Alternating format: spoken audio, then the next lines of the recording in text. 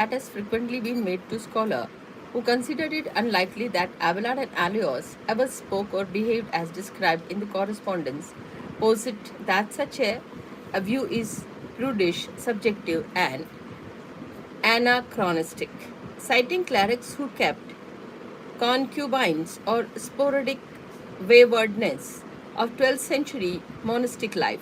This argument strongly downplays the misgivings or the moral outrage that contemporaries might have felt towards the 12th century couple. Yet we should recognize that see Sir Peter Dronk, Elios Abelard, and some recent discussions.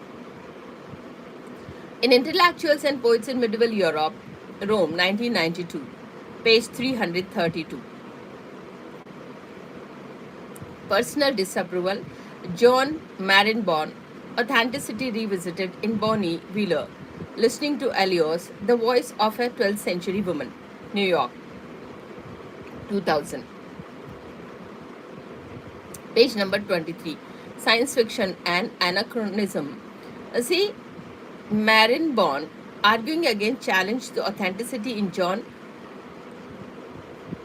Marenborn, The Philosophy of Peter Abelard. Few would knew stand by the stereotypes view of the medieval attitude to love, which made Robertson so certain that Aloysia could ever have really felt some sentiment she expressed. In a more pointed charge of the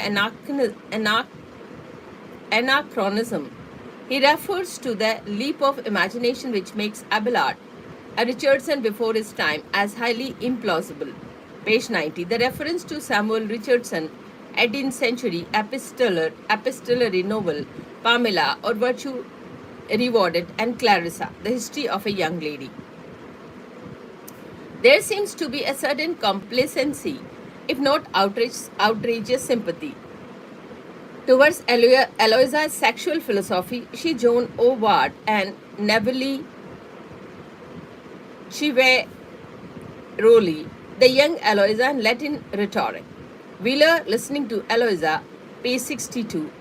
Eloisa may have given the loss of her sexual concubinage, which learned to challenging clerics in exciting time. But the authors do acknowledge that the kind of clerics concubinage Eloisa may have aspired to, was rapidly becoming out of the date of the wake of the Georgian Reform movement. But this is easier to see in hindsight, whereas concubinage at time may have been treated more or less as a fact of life. Eloisa is exceptional in seeking to honor and dignify to above marriage. See Betty Reddy's translation, The Letters of Abelard and Elios, New York, 1974, page 114. God is my witness that if Augustine, emperor of the whole world, thought to fit honor me with marriage, it would be dearer and more honorable to me to be called not as empress but your whore. Elena Pagani edited and translated Abelard, edited Eloisa, Epistolary, Torino, 1974.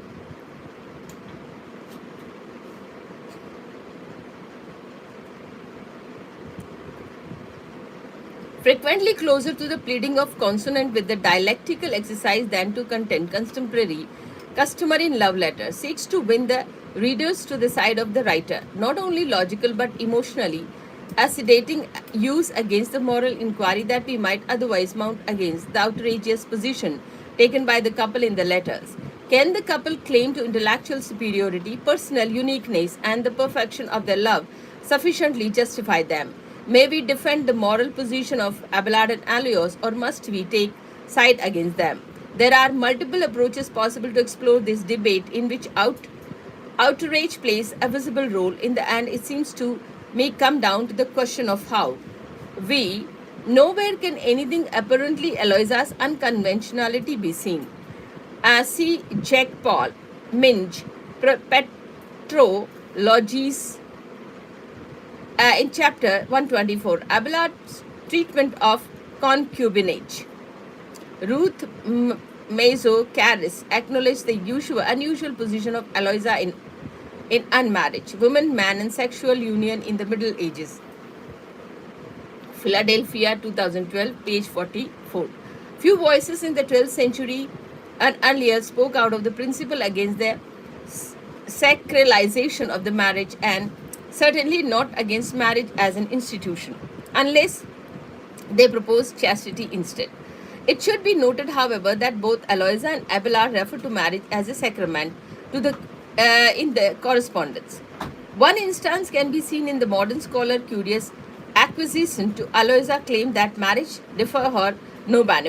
offered her no benefit. As early as beginning of the 12th century, Henry Osborne Taylor, The Medieval Mind, History of the Development of the Thoughts and Emotion in the Middle Ages, New York, 1911, Volume 2, Book 4, page 34, wrote, Aloysius reasoned correctly. She was right. The marriage would do little good to her. We see this too if we lay aside our sense of ennobling purity of marriage and sentiment not commonly felt in the 12th century. How can Taylor say this? By shifting this perspective from the question of marriage versus a concubinage to argument for monastic celibacy, just as Aloysia does. Aloysia in Abelard's Historia Calamitatum refers to those who have cut themselves off from their fellows because of their singular chastity, redis, implying that such would be Abelard's condition if he did not marry. But singular chastity as a known and entirely different form of the ongoing carnal and concubinary relationship envisioned by Aloysia. Taylor appeared to follow Aloysia without recognizing her reasoning as the misleading. He writes, marriage was holy in the mind of Christ, but it did not preserve its holiness through the centuries which saw the rise of monasticism and priestly celibacy. See also Betty Radis, who is equally willing to view marriage as irrelevant and unnecessary based on Aloysia's misleading suggestions of the likeness of her relationship with Abelard in Ciceronian friendship. Radis's letter, see note 2, page 18. Abelard and Aloysia should be bound only by the gratia, love freely given. Marriage can add nothing of significance to the ideal relationship, which was also classical in the concept that described in Cicero's De Amicitia, a work they both knew, which sets the standard of the true friendship in disinterested love, where physical love would be sublimated. Redis has followed Aloysius, but Aloysius has subtly shifted the focus from her relation with the Abelard to concept of Ciceronian friendship, which occurred between two males, where marriage would indeed be irrelevant and add nothing. However, as we know, Aloysia on sexual relationship between male and female was to continue, and this was very fact returned the concept of marriage to relevancy. With Abelard and Aloysius, then we are not dealing with a context appropriate to Ciceronian friendship.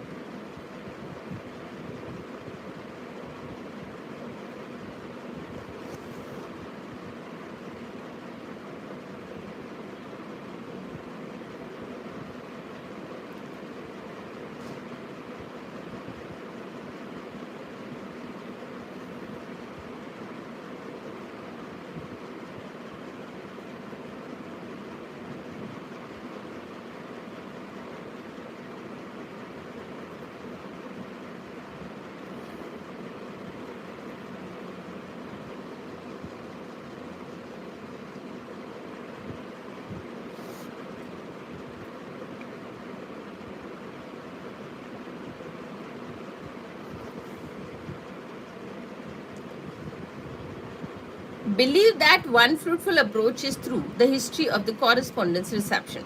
Among medieval commentators, the pit the couple's literary and epistolary differences against their incriminators and satirists are the seemingly moral Abelard of the theological work and the venerable abbess of the papal bulls. The same people as though of the correspondence, it is pertinent to try to evaluate whose commentary on the correspondence we can trust and what its purpose was. If we listen to the word of the correspondents themselves, we would guess that if people lack knowledge of their a celebrated affair and its unfortunate outcome, but there is scant written evidence to serve as proof that affairs or the correspondence are commonly known.